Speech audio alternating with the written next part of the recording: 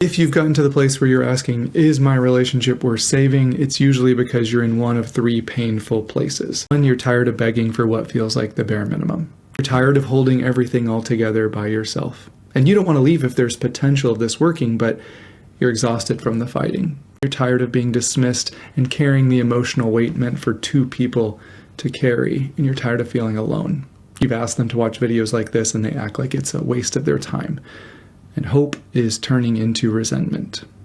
You're also scared of what life would look like if you stayed and nothing changed. It'll probably be hard if you stay. All relationships require work, and you deserve someone who wants to put in the work with you. You deserve someone who not just says I love you, but actually loves you through actions. Because real love is considerate and thoughtful. Love doesn't demean or belittle because love honors and respects you, right? Love is curious enough to ask, how can I love you in a way that you feel it most? Love can have hard conversations and still maintain kindness and respect.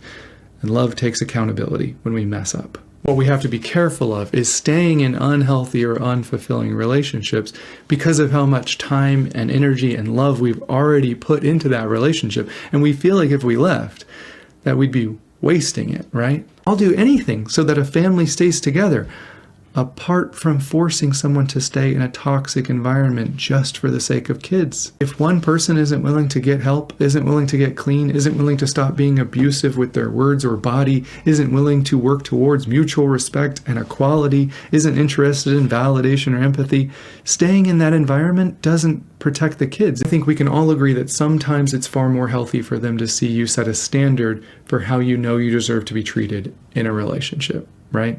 What they need modeled is assertive, healthy boundaries around destructive and unsafe behavior, even with someone we love and care about. And sometimes that means the end of the relationship, and sometimes that just means separation for a time. Either way, you're modeling self-love and self-respect. Is my relationship worth saving? Yes. Your relationship is worth saving if you're both willing to self-reflect, put your pride and ego to the side, take accountability, repair the damage that's been caused, and put in consistent effort to rebuild trust and emotional connection and intimacy. Because you can't save this relationship by yourself. You can be the most emotionally intelligent, self-aware, growth-oriented person on the planet, but if the other person isn't willing to show up and put in the work to heal their trauma and learn how to communicate and stop behaviors that hurt their partner, that relationship will never thrive. You cannot force someone else to show up. They can only meet you as deep as they've met themselves. My only point is, you won't feel safe or valued or connected if the same patterns of neglect and disrespect and even emotional laziness